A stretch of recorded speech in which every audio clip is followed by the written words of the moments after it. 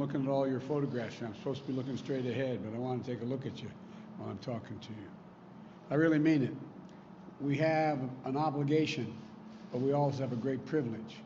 Very few times does an individual get an opportunity to do something that can fundamentally, positively impact on other people's lives, not only here but around the world. You're engaged in and you're working with the most decent government in the world. And we have to restore the soul of this country, and I'm counting on all of you to be part of that.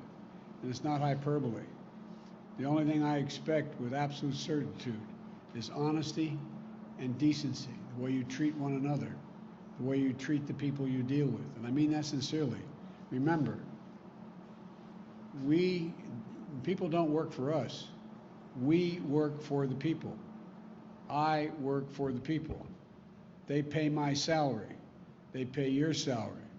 They put their faith in you. I put my faith in you. And so we have an obligation. We ran on a promise that this administration would look like America looks. That taps into the best of our nation.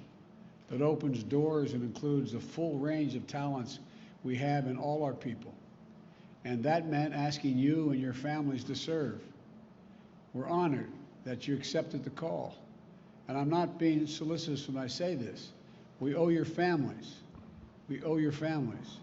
Because those of you working in the White House, those who will be here, those of you working in other agencies, you're going to work like the devil. We all do. We put in long hours. And it shouldn't be something that you should do unless you really care about it a great deal. You know, there have been few moments in our history, in my view, when our nation has been more tested than we are now. Few when public service will matter more, when it will matter more.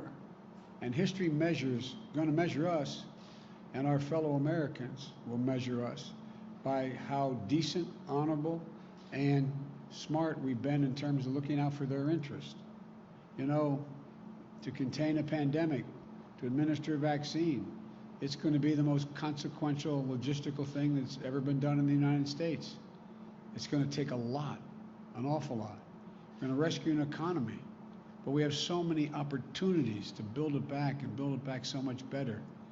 I've said from the beginning that when the American people given half a chance, they have never, ever, ever, ever, ever let their country down. And that's not hyperbole. You know, some thought in my party, my party, and some thought in the country, and some thought in the press. When I said I was running for 3 reasons. I said I was running to restore the soul of America. By that I mean just common decency, honor, your word, doing what you say you're going to do, treating people with respect. My dad used to have an expression. He said, everyone, every single person, regardless of their background, is entitled to be treated with dignity. I expect you to do that for all the folks you deal with, all the folks we work for, the American people. And you're going to try to keep us safe and secure from the threats and the unseen, to root out systemic racism. We've reached a point, in my view, where the American people have had the blinders have been taken off.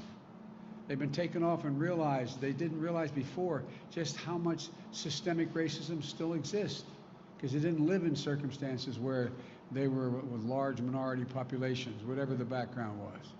And all of a sudden, they see what happened to George Floyd, with his nose being pushed up against the curb, suffocated to death and murdered. And they said, my God, that really happens.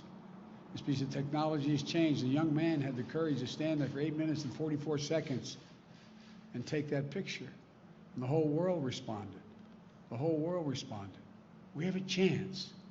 We have a chance to change things. For the reason I got involved in politics when I was a kid at 26 years old, running for local office to try to change redlining.